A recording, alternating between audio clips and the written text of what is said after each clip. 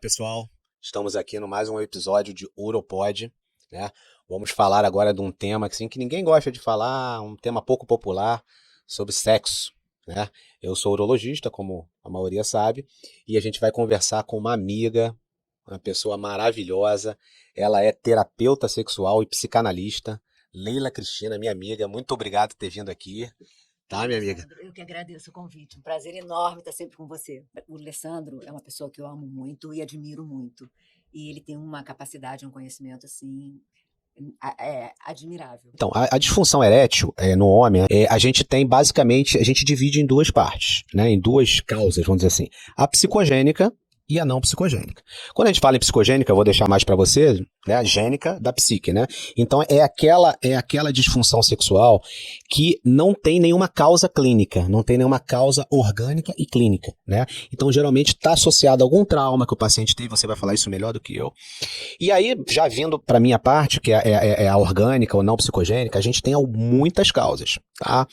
Quais são as causas mais comuns que a gente vê no nosso dia a dia? O paciente que tem diabetes descompensado, é o paciente que tem o que a gente chama de síndrome plurimetabólica, é alteração da glicose, é alteração do colesterol, tá? Principalmente o paciente que tem um colesterol elevado, é um paciente que tem resistência à insulina, tá? Ou seja, ele tem essa síndrome que um dos sintomas que ele vai ter é a parte sexual. Ele vai parar de ter libido, ele vai parar de ter desejo sexual pela esposa ou pelo esposo ou pelo seu companheiro ou sua companheira. Isso isso a gente consegue tratar, né? A gente consegue ver e consegue direcionar. Se é um problema endocrinológico, a gente manda para o endócrino. Se é um problema de colesterol, a gente manda para o cardiologista. E na minha parte, que eu costumo tratar no meu dia a dia, é a disfunção sexual ligada a alterações hormonais. E a alteração hormonal mais importante, mais comum, é o déficit de testosterona. A testosterona no homem, ela é diferente na mulher, na menopausa, que tem uma queda abrupta nos hormônios. No homem, ela tem uma queda gradual. Essa queda gradual a gente dá o nome de DAEM, distúrbio androgênico do envelhecimento masculino. Então a gente tem essa queda gradual, é uma queda que em alguns homens é mais intensa, outras vezes ela é mais gradual. Mas normalmente a gente vê essa... Com o tempo a gente vai acompanhando o paciente no consultório, a gente vai vendo cada vez mais vai diminuindo a testosterona dele, principalmente se ele não faz exercício físico, se ele não tem uma alimentação adequada, se ele não dorme bem, se ele é muito estressado, ele vai ter queda de testosterona. Então, a minha parte, onde eu entro, a parte clínica, é justamente essa. Geralmente associado ou uma baixa de testosterona ou uma má utilização da testosterona circulante dele. Então a gente tem que saber diagnosticar, saber diferenciar o que é uma causa da outra e tratar. Mas você, Leila, você é a causa que a gente não consegue resolver, a psicogênica, que muitas vezes eu acabo orientando meus pacientes, conversando com meus pacientes, até da minha vivência e tal, eu oriento, mas não adianta, chega uma certa hora que eu não consigo tratar esse paciente. A disfunção sexual não é psicogênica. O que você pode falar um pouquinho pra gente dessa disfunção, minha amiga? Quando o paciente chega e me procura dizendo que está com problemas, né, de ereção, a primeira pergunta que eu faço é: você foi ao urologista? Você tem consultado seus médicos? Você fez seus casos? Não tem, então vai fazer isso. Porque, como o Alessandro deixou claro, muitas vezes a causa toda é metabólica. Uhum. E aí eu não tenho como mexer nisso. Depressivo, antidepressivo, são medicamentos que também diminuem a questão da libido. Mas basicamente a libido, ela está aqui, né? Ela funciona na cabeça, o desejo funciona na cabeça. E o desejo masculino é muito mais fácil do que o feminino. O desejo masculino, ele passa pelo olhar. O homem olha, ele não precisa ver, ele pode imaginar. Passa uma mulher, e eu vou usar uma expressão bem popular para vocês entenderem bem. Normalmente a mulher passa, ele olha, mede de cima a baixo, ela vira e ele vai olhar o quê? A bunda da mulher. Olhou para a bunda da mulher, já imaginou, já fez a sua fantasia, já vai ter uma... Claro, ele não vai ter uma ereção lá no meio da rua. Uns até vão, outros não, vão saber se comportar e não vão. Mas ele vai ficar com aquela memória, ele vai levar aquela memória para casa. E uma coisa que eu acho importantíssimo é a fantasia, que muitas vezes os homens não se permitem ter. Quer dizer, eles têm, mas eles não relatam para suas esposas as suas fantasias. E aí ele chega em casa cheio de preocupação que ele tem que ter um desempenho, porque naquele dia a mulher está esperando ele, e se ele chega e ela está com uma lingerie, ou ele vai dormir, ela tomou banho e botou uma lingerie vermelha, preta, uma coisa mais sensual, acabou. Ele já se sente na obrigação de cumprir o papel dele, de ter uma ereção. Então a mulher, vamos dizer, entre aspas, ela errou também em ter botado essa lingerie assim, sem ter feito, de repente, uma... Sem saber se esse homem está passando por um conflito.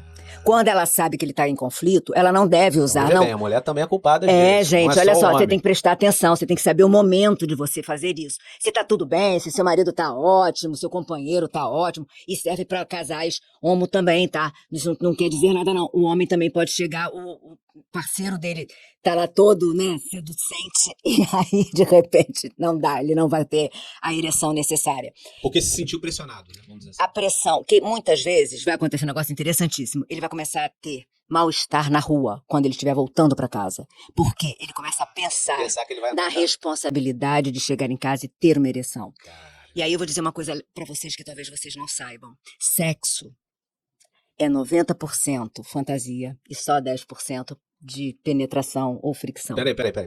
Volta Vocês ouviram tudo. isso? Volta tudo. Volta, Peraí. volta, Calma aí, volta. vou voltar lá na minha Volta. escola da vida. Como é que é? Sexo, vai lá de novo. 90% fantasia, 10% fricção ou penetração.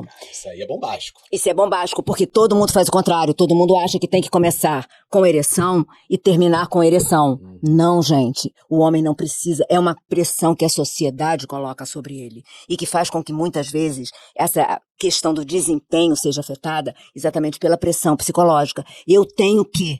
Tem que é um negócio que mata todo mundo. Você não tem. Existem 1000 formas de você começar um sexo. Um beijo, um carinho, uma fungada na nuca, um cafuné, uma carícia no corpo. O sexo oral.